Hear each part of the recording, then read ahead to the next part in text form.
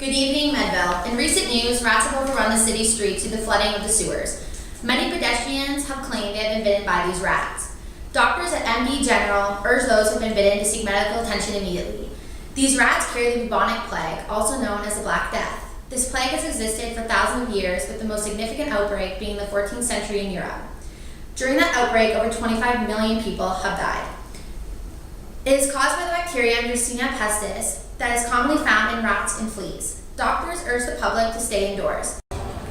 Thanks, Sydney. I am at the MD General Hospital, right outside the isolation ward.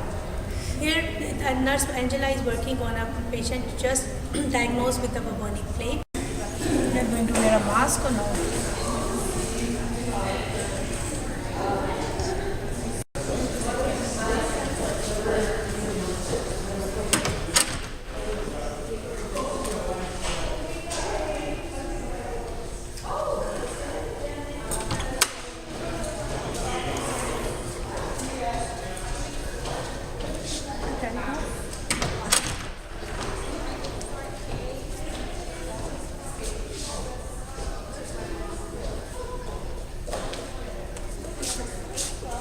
She's just coming out and we're going to ask her some questions about the patient and her condition. Hello. Hi. How are you today? Good. I just want, I'm looking that she seems very sick, so tell me more about her condition. Sydney? Sydney's like 21, and I think she has bubonic plague, actually. Yeah. There is some black stuff on your skin. Is that medicine or what's it? The bubonic plague is like, oh my god, am I getting on TV? Yeah, you are. Hi, Mom! Sorry, what was the question? I just want to ask about the black spots on your skin. Black spots. I think she's dying. I think that's what's happening. Is the black spots indicates the dying or is something done with the bubonic plague? I think she's dying. I think that's what's happening. Like her skin's dying, it's gonna fall off. Is there any cure for this or? Well, they have her on some antibiotics, and she just has to fight it. It's like a cold, I'm pretty sure. Is there any kind of precautions which you advise with this kind of patient? Well, yeah, we have to like wear gloves like these ones, and we have to wear this gown and this mask. Like you're supposed to wear this mask, and because it's like spread by her coughing all over people. Like airborne? Yeah, airborne. Wait, is that what it's called? Yeah, it's called. Anyway, sorry. Okay, that's it. Thank you. Okay, bye. Good evening, Medville. In follow-up from last week's story on the bubonic plague, where Nurse Angela was shown on national television not using proper safety precautions, the review board of the CNO, which is the College of Nurses of Ontario, has decided to retract her license to practice on the basis of putting her own self before the patient and putting the public at risk. So good afternoon, my name is Kylie Rohr. I'm from CTV News. I'm just going to ask you a few questions regarding the experience that you had with the bubonic plague. Sure. Is that right? Yeah. Alright, so I watched the video back of you assisting with this one patient. And there's a couple of measures that I didn't really agree with, and I was hoping that you could elaborate on why you chose to do that, or if you should have changed it. So I'd like to start with the confidentiality. I noticed that with nurses you should keep the patient's name and everything else confidential, but you seem to talk about the patient's name. At the time, I was under the impression that the patient had consented to speak with the TV crew. I would not have disclosed that information if I had known that she hadn't. Okay, that makes sense. And now I'll just talk about your appearance. I noticed that you had jewelry, which I know could be a hazard, and hair pieces that could not be hygienic, just with the spread of bacteria.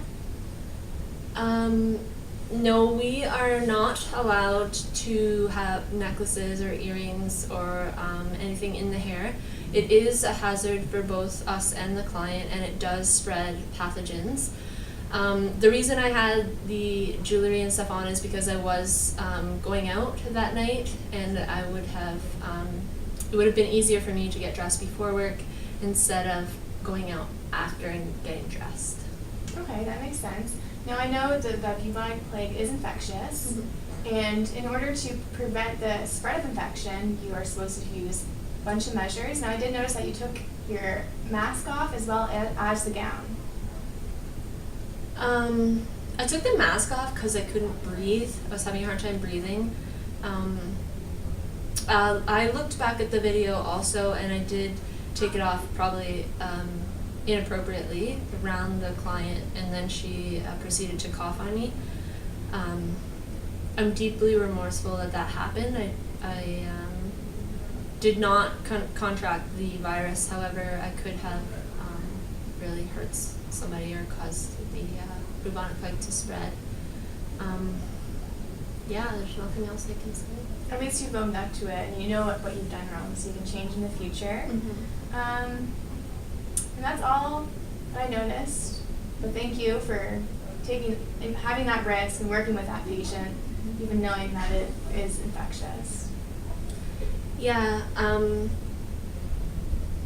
a little disappointed in my actions that day.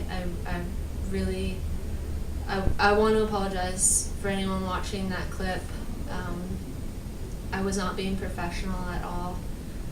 I have been disciplined severely for it, and I want to apologize to the patient's family for just not holding our profession to a higher standard. But thank you, and I'm sure everyone out there is listening and will take that to heart. So thank you for taking the time out and having this interview, and it's all for the better. Great, thank you.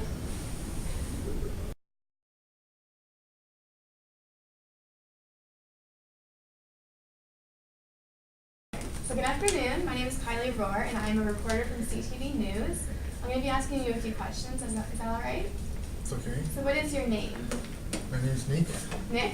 and I'm from Romania. From Romania. All right, so I've heard that you have come in contact with the bubonic plague before. Can you let me know at what age? About 5 years old. 5 years old? So how did you come into contact with the bubonic plague? I don't really know exactly, but probably I ate something rabbit. You ate a rabbit. Yeah, and sadly, after a short time, I feel not good. I had a lot of headache and fever, and of course I was scared. And my parents doesn't know exactly what it is, so they tried to go with me to the clinic.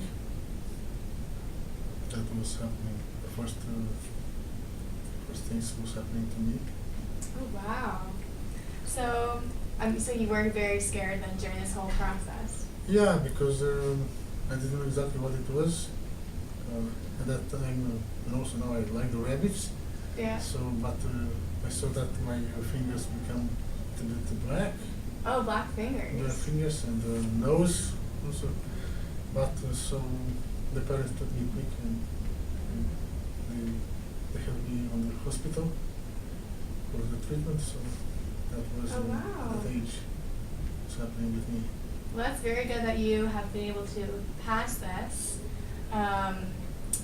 So it started from you eating a rabbit on the side of the road you mentioned? Yes, something like that. And then, so your fingers got black and your nose got black and Yeah. got a headache and swelling, you said, on Yes, your really, neck? yeah, the neck, yeah. Yeah. And Oh, wow. 20%.